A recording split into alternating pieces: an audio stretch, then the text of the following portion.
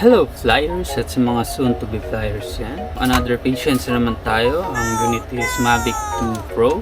So ang problema ay meron siyang mga stress crack sa kalumaan. Normal lang yan kasi lumulutong talaga yung shell niyan dahil sa temperature ng area na pinapaliparan. Kung laging mainit, yes, normal yan kapag lumuluma na yung unit. So ito yung problema yan.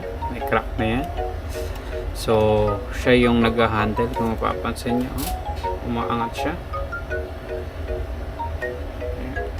So ito din may cracks. Sa likod may crack. So huwag na natin patagalin. Let's go.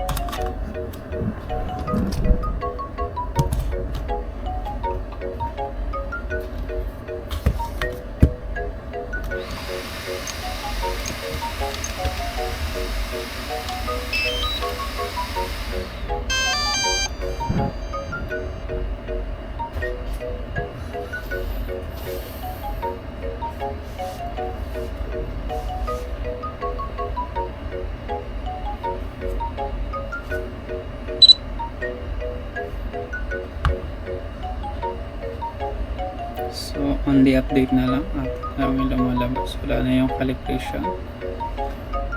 Okay na. Wow!